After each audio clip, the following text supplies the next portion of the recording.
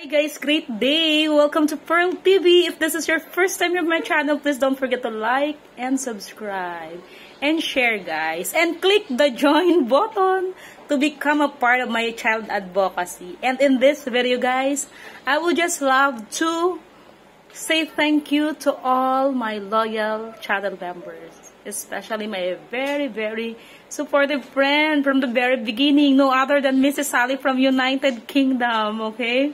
Shout out Mrs. Sally, guys. Please support her YouTube channel too, and to all my other loyal members. Discarding Solo Ma'am, if I'm not mistaken na guys, hindi ako nag-review, sorry. Discarding Solo Ma'am, Iyas, Mrs. Vlog, Sir Ronald, Helio, I don't know if Atitan has still renewed their channel membership.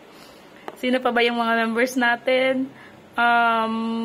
Sorry guys, I haven't reviewed, but I just remember to say thank you to all of you right now while I'm sitting, okay? And ang good news ko sa inyo guys ay tuloy na ulit ang ating Blessing the Children activity, okay? Ipagpapatuloy na ulit ni Ma'am Pearl. Natigil po siya noon kasi 'di ba nagkaroon na kami ng pasyente na yung pamangking ko noon nagkaroon ng colon cancer.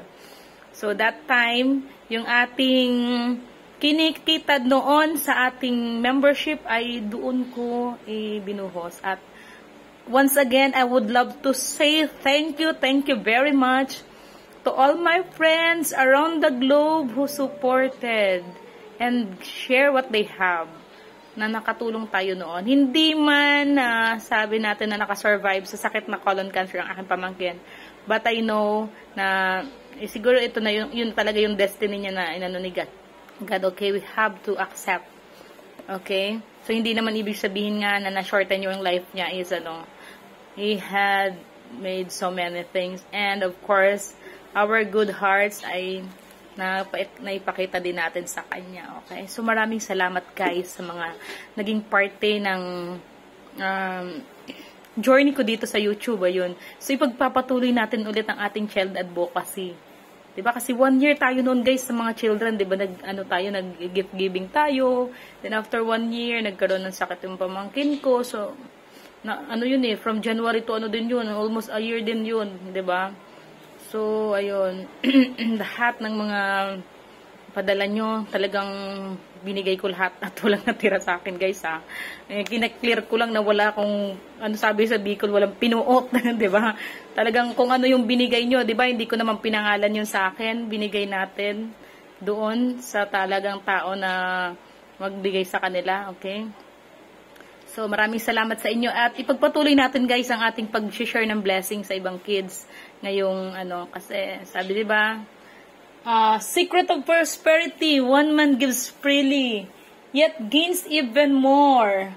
But again, another one withholds unduly, but comes to poverty. Okay, kapag tayo ay nagiging madamot, ang kadamutan natin na mabalik yun sa atin. But if we are very generous, and it will be given to us 100-folds, okay?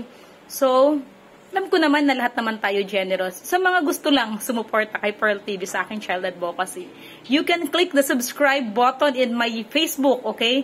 Guys, good news, I have already a subscribe button in Facebook. If you will click that, it's like a join button here in YouTube, okay? If you would love to become a part of my child advocacy, you can click the join button here in YouTube or click the subscribe button in my Facebook page. It only costs a very little amount, guys. But we can share our blessings to many children. Not just once, many children. Okay, so bye and thanks for watching. I hope you will become a supporter of my child advocacy this 2024. Bye and thanks for watching. God bless you guys. Love you all. Click the join button and choose the dragon fruit. Bye! Mga price dyan, guys, from 25 pesos to 1,000 or 1,500, I think. Bye. Love you all.